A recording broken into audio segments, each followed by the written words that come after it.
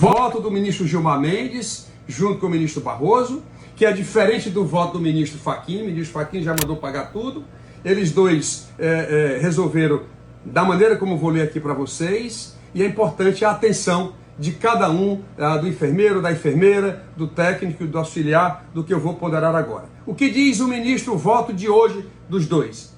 Lembrando que o Supremo Tribunal Federal tem 10 membros. Estamos falando agora de 3 votos. Os 2 votos dizem o seguinte: em relação aos servidores públicos federais, autarquias e fundações públicas, implantar o piso de acordo com a 14.434. Ou seja, ele manda para o governo federal, para os 40 mil profissionais da enfermagem, pronto para entrar na folha de julho. Esse não tem o que se discutir.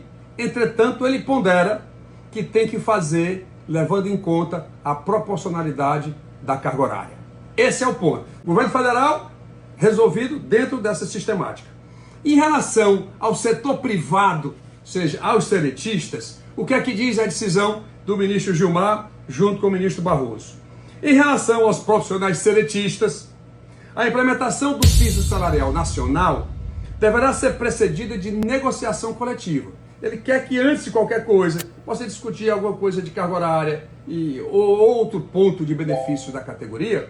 Ele determina como necessária essa questão. No entanto, ele termina assim: não havendo acordo, incidirá a Lei 14.434, que é a nossa lei do piso, desde que decorrido o prazo de 60 dias após a publicação da decisão do Supremo nesta causa. Portanto, para o privado, no meu modo de entender, também está resolvido. Você tenta a convenção coletiva, tentou de todas as formas, ajeitou de alguma maneira, evitar demissões, mas a partir daí pagar efetivamente também dentro do conceito da proporcionalidade. E por último, em relação a estados e municípios, que essa é a questão, a grande discussão em todo o Brasil, ele diz o seguinte: em relação a estados e municípios, como já dizia o Barroso antes, pagar até o valor disponibilizado, ou seja, até aquela cálculo que será feito pelo Ministério da Saúde. Só que agora ele vai mais além. Ele diz assim: eventual insuficiência, vá lá no orçamento da União e corte, cancele algumas dotações orçamentárias, inclusive do relator do orçamento, para poder suprir essa diferença. Aqui, no meu modo de entender, ele foi induzido a erro.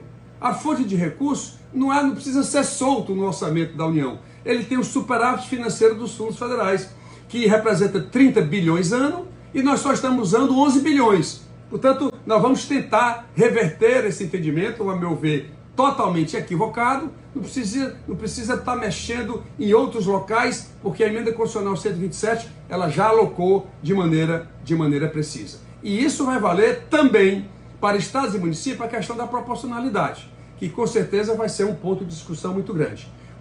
Por fim, no âmbito jurídico, está resolvido